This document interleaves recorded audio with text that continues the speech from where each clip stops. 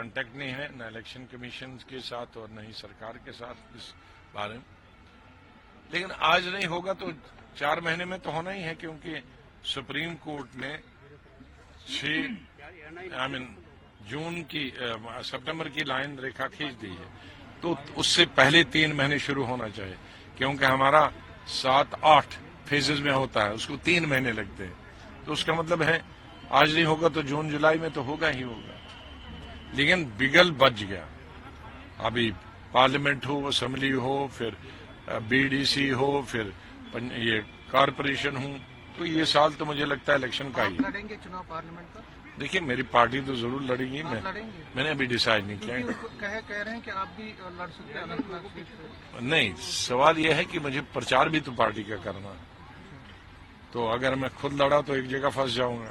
اچھا، فاروق عبداللہ کہہ رہے ہیں کہ ہم این ڈی اے کے ساتھ جا سکتے ہیں، لیکن عمر عبداللہ کہتے ہیں. آپ کو لگتا ہے کہ ان میں کنفیوژن آ گیا ہے انڈیا والا، یہاں جموں کشمیر میں؟ کوئی کنفیوژن نہیں ہے. این سی کو جو بھی حکومت میں دے دے اس میں وہ جا سکتے. وہ بی جے پی ہو، وہ کانگریس ہو، وہ ممتا ہو، وہ سمتا ہو، وہ نتیش کمار ہو، وہ بنگال ہو، وہ تامل ناڈو ہو، وہ کنیا کماری ہو، ہر کسی میں سرکار بنانے کے لیے وہ جا سکتے. آپ نے میری زبانی کیوں سنی ہے؟ آج آپ نے نہیں، ارون شرما، آپ نے دیویندر رانا کا انٹرویو سنا؟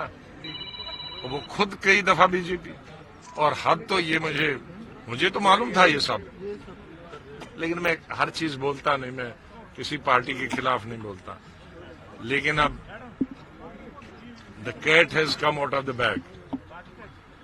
دیویندر رانا جی نے جو پروونشل پریزیڈنٹ تھے اور سی ایم کے ایڈوائزر تھے، وہ کہتے ہیں میں سی ایم کے ساتھ خود گیا ہوں ملنے کے لیے.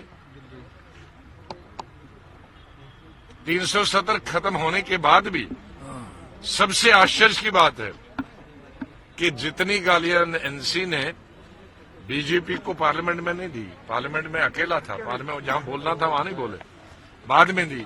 لیکن پارلیمنٹ کے بعد بھی بی جے پی میں جانے کے لیے تیار ہے. آپ کیا بول رہے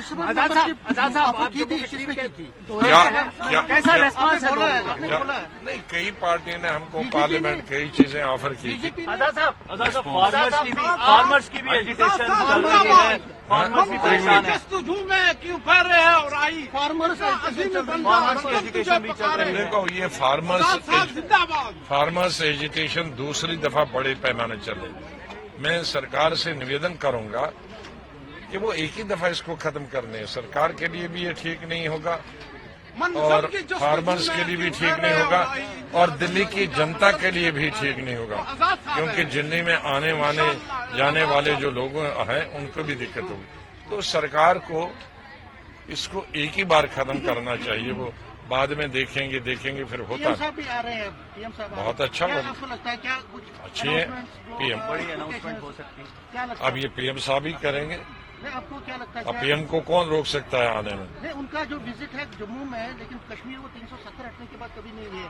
آپ کو لگتا ہے کہ ان کو ریچ آؤٹ بھائی جموں کشمیر ایک ہی بات ہے. آج تو کشمیر بھی جموں میں ہی ہے. افضل صاحب، پہلے میں آپ سے کہوں، میں ضرور آزاد صاحب کی عزت کرتا ہوں، مگر افسوس ہے جب میں ایسے بیانات سنتا ہوں تو مجھے حیرانی ہوتی ہے.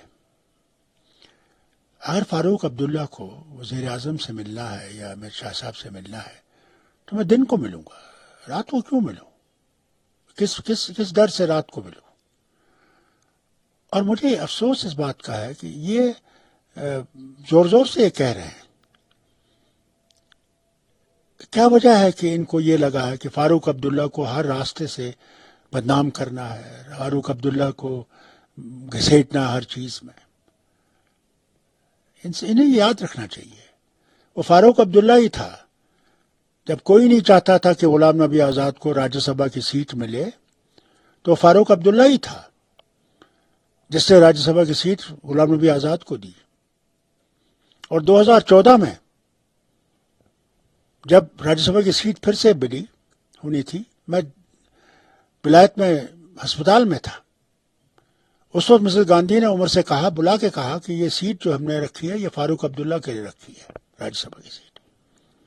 मुझे उमर ने फोन किया, मैंने कहा नहीं, मैं बीमार हूं, मैं नहीं आ सकूंगा राज्यसभा की सीट के लिए, और गुलाम नबी आजाद को दे दीजिए। हालत ये देखिए, जिसके लिए मैंने बहुत सुना, मगर मैं खड़ा रहा, और आज ये बात कह रहा है कि मैं रात को मिला। गुलाम नबी साहब, अपने फैक्ट्स को जरा ठीक तरह से देखिए। आपका कौन एजेंट है जो प्राइम मिनिस्टर के घर में बैठा है, या आपका कौन सा एजेंट है जो अमित शाह साहब के घर में बैठा है, जो आपको ये खबरें सुना रहा है? लोगों को जरा बता दीजिए, उसका नाम बता दीजिए, कि लोग समझ जाएं कि सच क्या है और झूठ क्या है। अच्छी सियासत की सब तारीफ करते हैं, तो हम ऐसे बयानात को हम कह सकते हैं कि डर्टी पॉलिटिक्स। बहुत, ये तो बहुत जलील पॉलिटिक्स है, जलील पॉलिटिक्स है। इतना भी गिरना। आजाद साहब, मैंने कभी आपके खिलाफ कोई बयान नहीं दिया, आप बोलते रहे। नेशनल कॉन्फ्रेंस का, आपको तो नेशनल कॉन्फ्रेंस का एक वो कील फंसा हुआ आपके अंदर, ये अफसोस है मुझे। आप नेशनल कॉन्फ्रेंस को गिरा नहीं सकेंगे। आप कहिए तो कहना चाहेंगे, नेशनल कॉन्फ्रेंस फारूक अब्दुल्ला की वजह से नहीं है।